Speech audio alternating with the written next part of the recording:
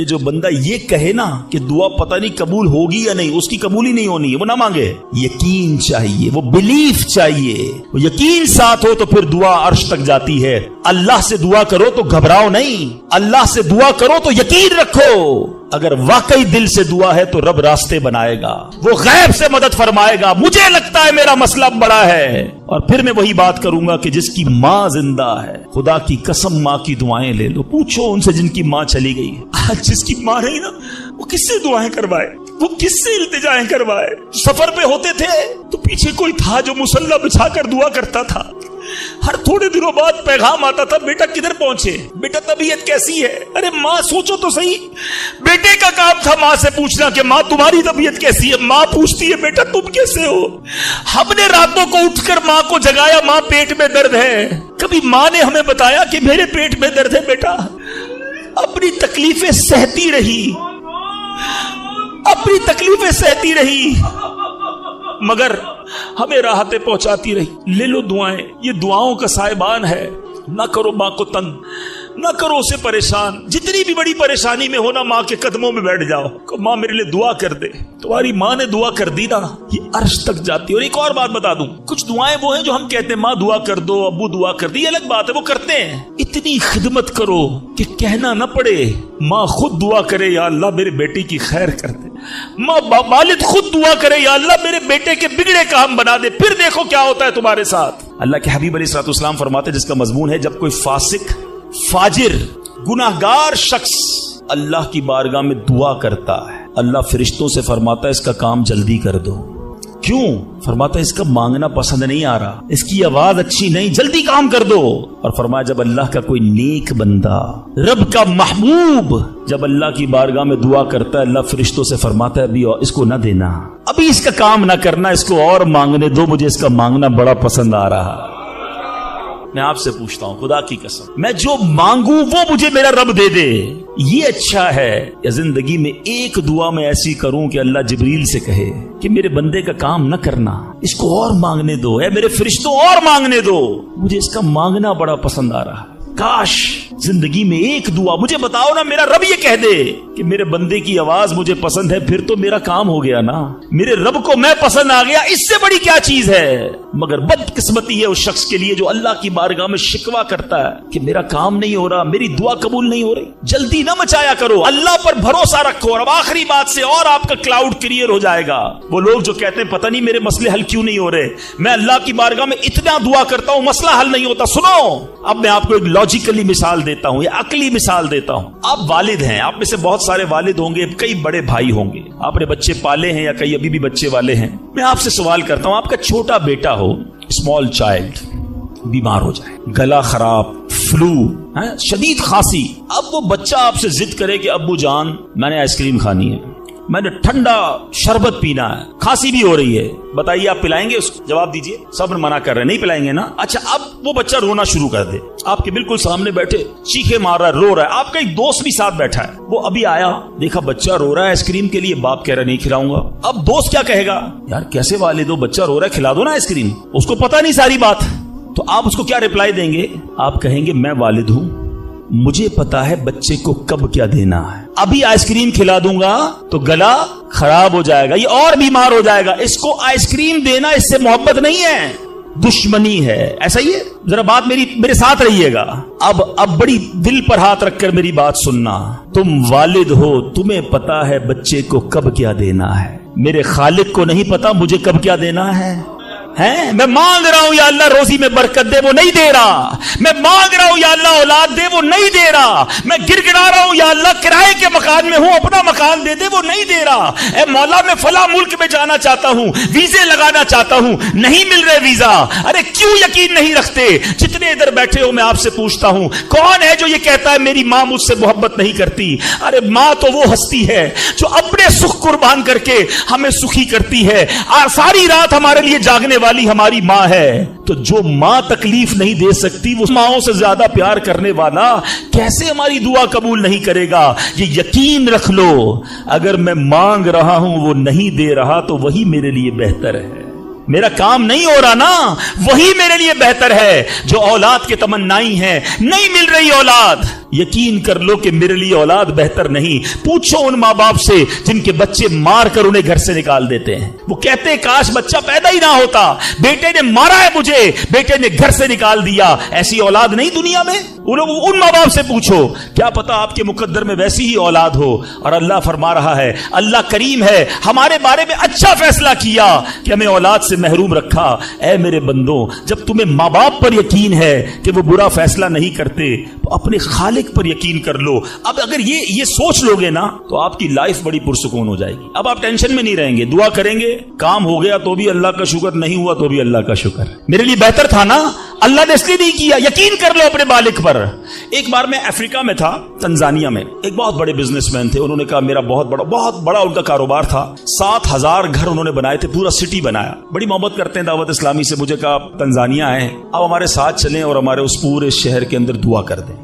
میں نے کہا چلیں چلتے ہیں. میں ان کے ساتھ بیٹھ گیا ان کی گاڑی میں. سنیے گا ذرا, میں اس بزنس مین سے ایک بات سیکھا ہوں اور میں بھولتا نہیں ہوں بات. تقریباً جب بھی میں نے یہ بیان کیا مجھے واقعہ خود ہی یاد آ جاتا ہے. ہم گئے اس کے ساتھ, one of the biggest business man of that country, بڑا کام تھا ان کا. ہم گئے تو اتفاق تھا جو پل تھا اس شہر کو اور ان کے شہر کو ملانے والا, وہاں پہ ورک ہو رہا تھا, کام ہو رہا تھا. گاڑی رک گئی ہماری.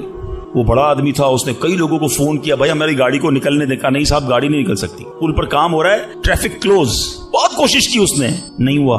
ہم واپس آ گئے. جب ہم واپس آئے تو مجھے لگا کہ یار اس کو بیچارے کو دل چھوٹا ہو جاتا ہے نا انسان کا, بڑی محبت سے لے کر گیا اور لے ہی نہیں جا سکا. تو میں نے کہا آپ گھبرائیں نہیں, اس میں کوئی خیر ہوگی, اللہ خیر کرے گا. میں ان کو تسلی دے رہا ہوں. یار اس بندے نے جو جملہ کہا نا, وہ کہتا ہے بھائی میری زندگی کا ایک دستور ہے, جب میرا کام ہو جاتا ہے نا تو میں ایک بار اللہ کا شکر ادا کرتا ہوں, نہیں ہوتا تو 2 بار اللہ کا شکر ادا کرتا ہوں. میں شاکڈ ہو گیا. میں نے کہا آپ نے کیا کہا, دوبارہ کہیے. وہ بزنس مین ہے, مولوی, کوئی عالم دین نہیں تھے, لیکن مجھے سکھا گیا وہ بندہ. میں نے کہا دوبارہ کہیے. وہ کہتے جب میرا کام ہو جاتا ہے نا میں ایک بار اللہ کا شکر ادا کرتا ہوں, جب نہیں ہوتا تو میں 2 بار اللہ کا شکر ادا کرتا ہوں. میں نے کہا یہ کیوں؟ کہتے نہیں کس نے کیا, کام نہیں ہوا تو کس کی مرضی سے ہوا, ہم دونوں کا جانا وہاں ٹھیک ہی نہیں تھا. جب ہی روڈ بند ہو گیا, اللہ نے جو کیا میرے مالک نے بہتر کیا. میں نے کہا یار آپ کمال کی شخصیت ہو. میں اتنا خوش ہوا اس بندے سے. یہ فارمولا یاد کر لو, لائف پرسکون ہو جائے گی. جو مانگو مل جائے یا اللہ تیری مہربانی, جو نہ ملا یا اللہ پھر بھی تیری مہربانی. تو میرے ماں سے زیادہ مجھے چاہنے والا ہے, بہتر تھا جبھی تو نہیں دیا. اچھا اب دعا کے کچھ آداب بھی سن لیں. دعا قبول نہ ہونے کا ایک سبب حرام روزی بھی ہے. حدیث کے الفاظ ہیں حرام خور کی دعا قبول نہیں ہوتی.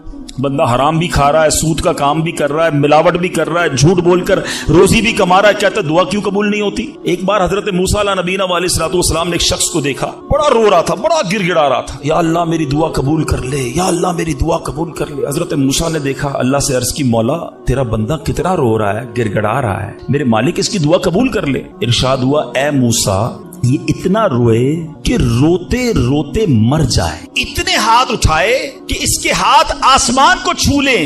اے موسیٰ میں نے اس کی دعا قبول نہیں کرنی. عرض کی مولا کیا وجہ ہے؟ ارشاد ہوا اے موسیٰ یہ کھاتا حرام ہے, اس جو لباس پہنا یہ حرام ہے. سوچئے اللہ کے نبی سفارش کر رہے ہیں اللہ اس کی دعا قبول کر لے, مگر حرام کھانے والے کی دعا قبول نہیں ہو. اپنی روزی پاکیزہ کرو. آپ میں سارے چاہتے ہیں نا مستجاب الدعوات بن جائیں. مستجاب الدعوات کے معنی کیا ہے؟ جس کی ساری دعائیں قبول ہوں. سب چاہتے ہو نا. حضرت سعد بن ابی وقاص نے پیارے آقا سے سوال کیا, کیا بیوٹیفل کوسچن کر لیا, ہمارے کام سیدھا ہو گیا. آقا سے عرض کی یا رسول اللہ میں مستجاب الدعوات بننا چاہتا ہوں, I want to be a مستجاب الدعوات. نبی پاک نے کوئی لمبا چوڑا, آپ کو تو پورا سلیبس دیا جاتا ہے نا, پی ایچ ڈی کرنا ہے تو اتنی کتابیں پڑھو, ایم بی بی ایس کرنا ہے تو اتنی کتابیں پڑھو, لیکن مستجاب الدعوات تو کمال ہو گیا نا, اس سے بڑی ڈگری ہے کوئی؟ جو دعا مانگو وہ مل جائے. کوئی بڑا سلیبس نہیں دیا نبی پاک نے, اتنے سال روزے رکھو, اتنی تلاوت کرو, اتنے سجدے کرو, اتنے طواف کرو. سنو ایک لائن میں میرے آقا نے جواب دے دیا, فرمایا اے سعد اپنے لقمے پاکیزہ کر لو تو مستجاب الدعوات ہو جاؤ گے.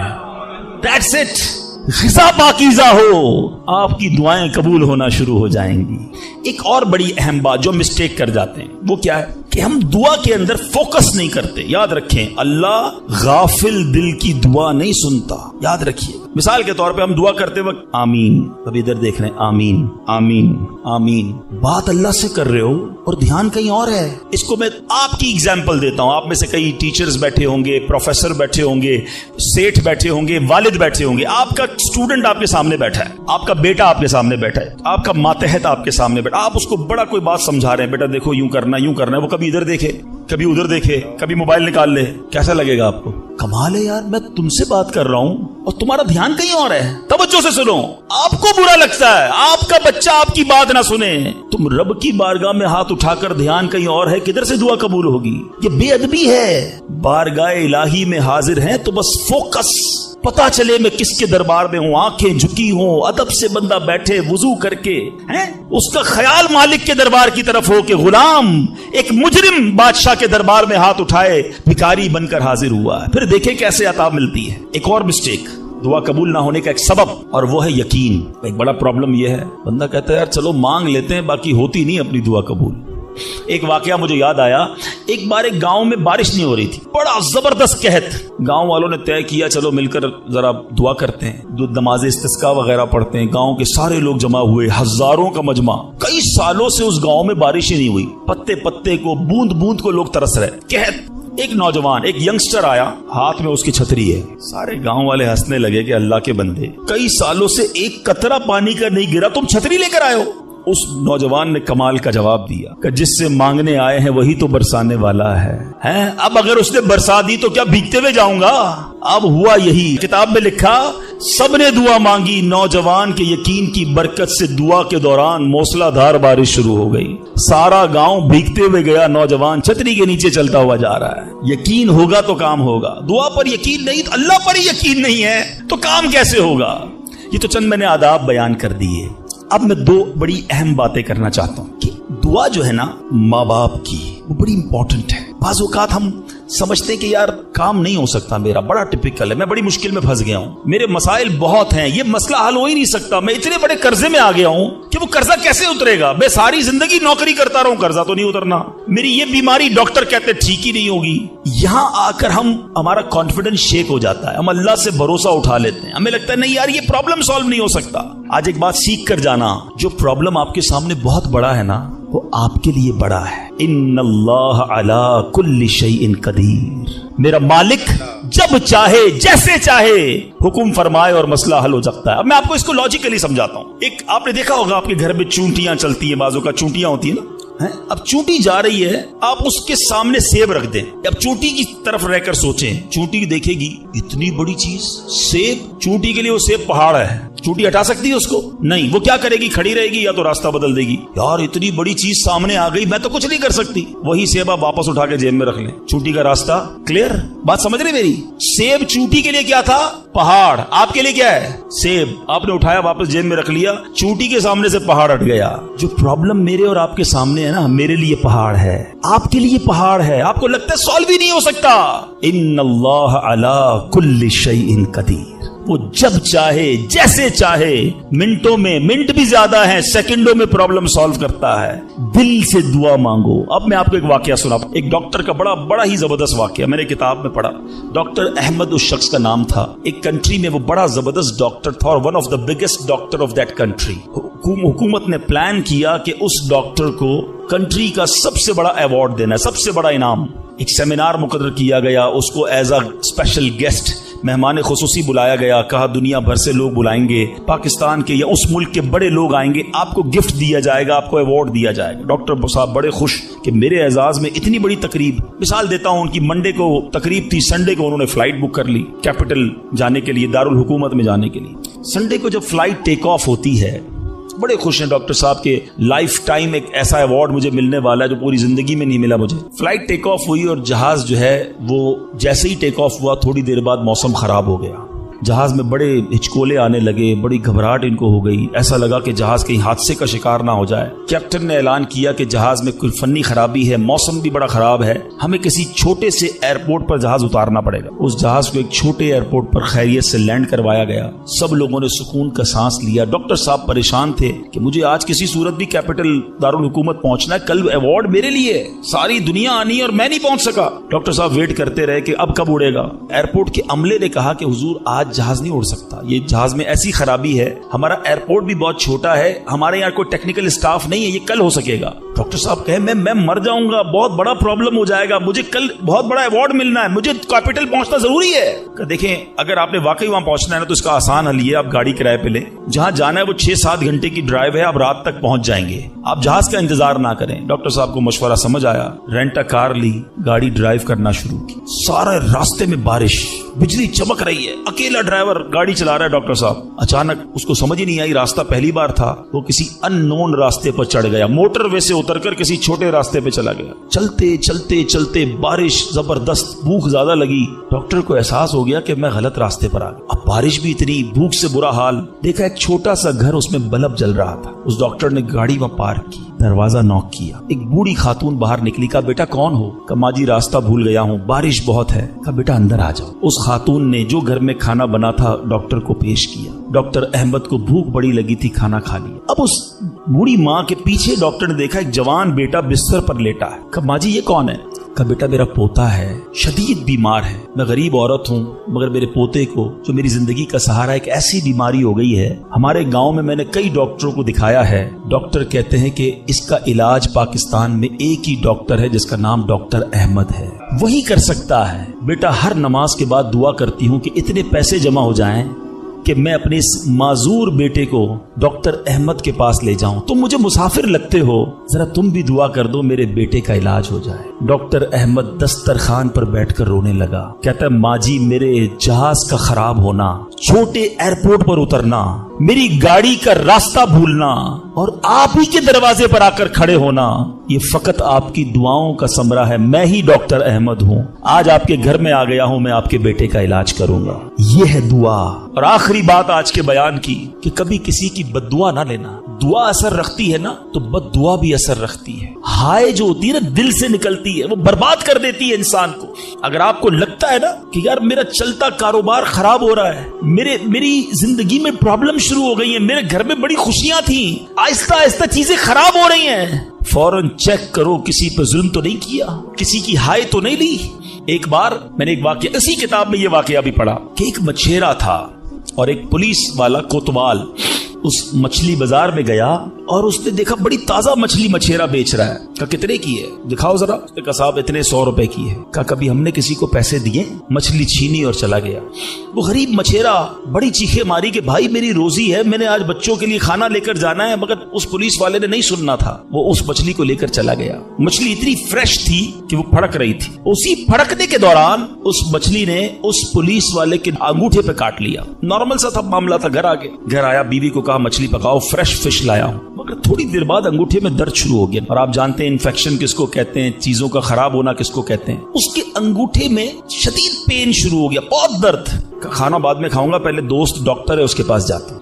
उसके पास गया, कहा डॉक्टर साहब देखिए ये अंगूठे में क्या हो गया है, बहुत लाल हो गया, बहुत दर्द हो रहा है। कहा इसमें जहर फैल गया है, अभी डिसाइड करो वरना ये अंगूठा नहीं काटोगे तो हाथ काटना पड़ेगा। कहा अच्छा हाँ।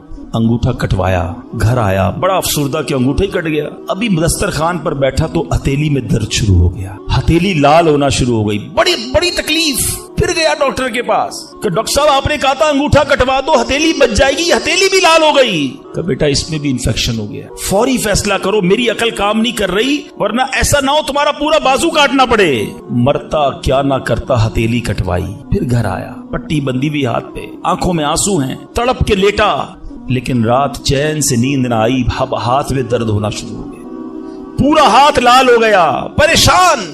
डॉक्टर के पास जाने वाला था, उसका एक दोस्त बड़ा समझदार था, वो देख रहा था कि शाम अंगूठा कटवाया, फिर हथेली कटवाई, अब हाथ के लिए तड़प रहा है। कह रहे एक बात बताओ, आज तुम्हारे साथ कोई वाकया हुआ है क्या, तुमने कोई काम किया है? कहता हाँ, मैं एक गरीब मछेरे से मछली छीन कर आया हूँ। वो रोता रहा, मैं उसका जवाब मैंने नहीं दिया। वो दोस्त बड़ा समझदार था, कहा जल्दी करो, उस मछेरे से माफी मांगो वरना एक एक करके पूरा जिस्म कट जाएगा।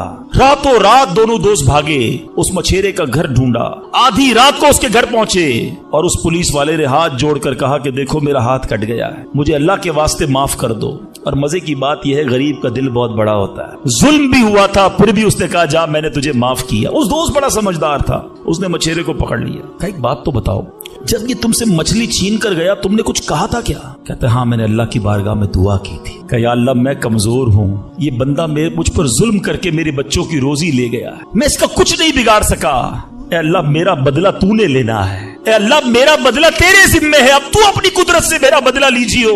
ए मेरे मीठे इस्लामी भाई, याद रखना, हाय ना लेना किसी की, तकब्बुर न करना कि मैं बड़ा कर्रो फर वाला हूं, मैं इंजीनियर, मैं डॉक्टर, मैं प्रोफेसर, मैं सेठ। आज आप कुछ भी हैं, ये अल्लाह ने आपको दिया है। एक हाय लग गई ना, अल्लाह के किसी बंदे को तकलीफ पहुंचा दी और उसने हाथ उठा दिए, ये दुआ बड़ी कमाल की चीज है, तूफान टाल भी देती है और बर्बाद भी कर देती है। बर्बादी से बचना है, लोगों की दुआएं लीजिए, जिंदगी में ऐसे काम करना मीठे इस्लामी भाइयों कि मेरी गैर मौजूदगी में भी लोग दुआ दे कि क्या बंदा है, क्या मिलता है, क्या अखलाक है। ऐसा न करना कि किसी से मिलकर जाओ तो जाने के बाद लोग कहे इतना गुरूर, इतना तकब्बुर, मुझे जलील करके गया। आज मुलाजिम को हम जलील कर देते हैं, आज बीवी बच्चों के सामने गालियां निकालते हैं, आज लोग हमसे डरते हैं। याद रखो ये इज्जत नहीं है। आज आपका, अगर मैं जो प्रोफेसर बैठे उनसे कहना चाहता हूं, आप टीचर हैं और आपके स्टूडेंट आपका अदब करते हैं, ये अदब है या डर है? चेक कीजिए। आपके सामने जो अदब करे और पीछे गालियां दे, वो अदब नहीं, वो इज्जत नहीं। इज्जत यह है कि मैं सामने न भी हूं तो लोग कहें कि कमाल का आदमी है, अल्लाह इसकी खैर फरमाए। काश मैं ऐसी जिंदगी गुजारने में कामयाब हो जाऊं, आप गुजारने में कामयाब हो जाएं कि जब दुनिया से जाए ना तो लोग हाथ उठाकर दुआ करें, मगफिरत की दुआ करें, हमारे अच्छे काम उन्हें याद आए। लोगों के दिलों में नफरतें न डालो। आज किसी पर जुल्म करके रोब जमाकर उसको